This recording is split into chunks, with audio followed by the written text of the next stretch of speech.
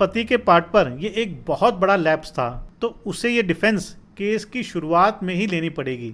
अगर पत्नी वाकई में लीगली वेडिड वाइफ नहीं है, लेकिन इसमें एक एक्सेप्शन है, तो ही पत्नी के मेंटेनेंस को डिक्लाइन किया जा सकता है। नमस्कार दोस्तों, लीगल गुरुकुल में आप सभी का बहुत बहुत स्वागत है, जहां मिलती है आपको सही लीगल नॉलेज और सही लीगल एडवाइस। दोस्तों, मेंटेनेंस से बचने के लिए क्या पति ये कह सकता है कि पत्नी उसकी पत्नी ही नहीं है? क्या पति ये डिफेंस ले सकता है कि उसकी मैरिज कानूनी रूप से अमान्य है, नल है, वॉइड है? शादी के समय जो नेसेसरी सेरेमनीज परफॉर्म की जानी चाहिए थी, वो परफॉर्म नहीं की गई, जिस वजह से पत्नी मेंटेनेंस या भरण पोषण लेने के लिए इंटाइटल नहीं है। दोस्तों, इस तरह के आइडिया या इस तरह के पैतरे पति के मन में तभी आते हैं जब पत्नी के द्वारा पति के खिलाफ केसेस फाइल किए जाते हैं, फिर चाहे वो 125 सीआरपीसी मेंटेनेंस का हो या 498 ए आईपीसी क्रूअल्टी का हो। दोस्तों, आज हम एक बहुत ही इम्पॉर्टेंट और लेटेस्ट केस के बारे में बात करेंगे, जहां पर कोर्ट के सामने कुछ इसी तरह की सिचुएशन आई। पत्नी के द्वारा मेंटेनेंस क्लेम किया गया, पति के द्वारा ये कहा गया कि शादी अमान्य है, नल है, वॉइड है, पत्नी लीगली वेडिड वाइफ है ही नहीं, इसलिए मेंटेनेंस की हकदार नहीं है। क्या पत्नी, जो कि कई सालों से अपने पति के साथ रह रही है, उसे प्रूव करना पड़ेगा कि वो पति की लीगली वेडिड वाइफ है? क्या पति इस बिना पर कि शादी के दौरान सही रस्मों को फॉलो नहीं किया गया, क्या वो पत्नी को मेंटेनेंस देने से बच सकता है? अगर पत्नी वाकई में लीगली वेडिड वाइफ नहीं है, तो क्या पत्नी के मेंटेनेंस को खारिज किया जा सकता है? दोस्तों, वीडियो बहुत ही इंपॉर्टेंट है, इसलिए आपने वीडियो को अंत तक ज़रूर देखना है। यदि आपने अभी तक चैनल को सब्सक्राइब नहीं किया है तो चैनल को सब्सक्राइब कर लीजिए, साथ ही नोटिफिकेशन बेल आइकन दबा दीजिए।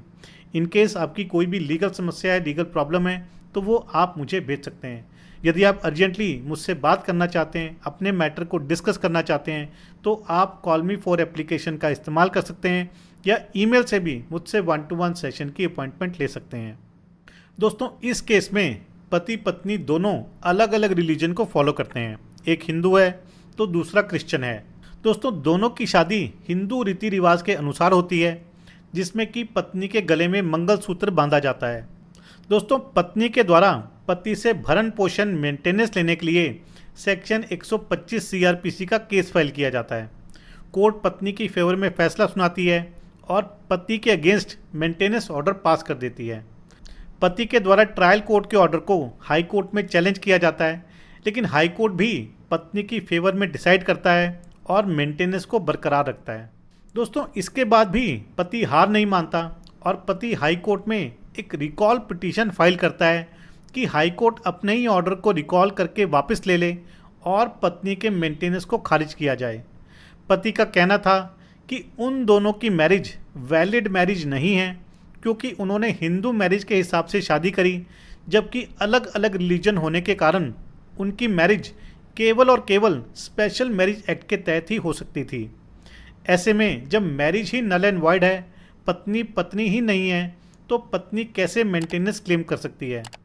दोस्तों, हाई कोर्ट ने केस के फैक्ट्स को बड़े ध्यान से ऑब्जर्व किया और कहा कि पति के द्वारा इस रिकॉल पिटीशन में पहली बारी ये ऑब्जेक्शन लिया गया है कि पति पत्नी की मैरिज वैलिड नहीं है, नल है या वॉइड है, जबकि पति को अपना यह स्टैंड, अपनी डिफेंस ट्रायल कोर्ट के सामने लेनी चाहिए थी, या जब पति ने पत्नी के खिलाफ मेंटेनेंस को ख़त्म कराने के लिए हाई कोर्ट में रिवीजन पिटीशन डाली थी, तब लेनी चाहिए थी। लेकिन उस समय पति ने इस तरह की कोई भी दलील कोर्ट के सामने नहीं रखी। दोस्तों, पति के पार्ट पर यह एक बहुत बड़ा लैप्स था। दोस्तों, हाई कोर्ट का ये भी कहना था कि अगर पति पत्नी की मैरिज नल एंड वॉइड यानी कि अमान्य डिक्लेयर कर भी दी जाती है, तो भी पत्नी 125 सीआरपीसी के तहत अपने पति से मेंटेनेंस लेने के लिए एंटाइटल्ड है। लेकिन इसमें एक एक्सेप्शन है, और वो ये है कि अगर पति पत्नी एक दूसरे के साथ नहीं रहते हों, तो ही पत्नी के मेंटेनेंस को डिक्लाइन किया जा सकता है। यानी कि marriage null and void declare होने के बाद भी पति को मेंटेनेंस देना पड़ सकता है, अगर दोनों पति पत्नी काफ़ी समय से एक दूसरे के साथ रह रहे हैं। अगर पति ये सोचता है कि वो अपनी मैरिज को डिस्प्यूटेड बताकर नल एंड वॉइड शब्द का इस्तेमाल करके पत्नी के मेंटेनेंस से बच सकता है, तो वो भूल कर रहा है, ऐसा कभी भी नहीं होगा। दोस्तों सबसे पहली चीज़ जो कि पति को ध्यान रखनी है कि अगर वो इस टाइप की कोई डिफेंस लेना चाहता है कि मैरिज नल एंड वॉइड है, पत्नी पत्नी ही नहीं है, तो उसे ये डिफेंस केस की शुरुआत में ही लेनी पड़ेगी। ऐसा नहीं हो सकता कि शुरुआत में तो वो अपना स्टैंड ये नहीं रखे और बाद में जाकर के ये स्टैंड ले, तो ऐसे में उसे कोई भी रिलीफ नहीं मिलेगा।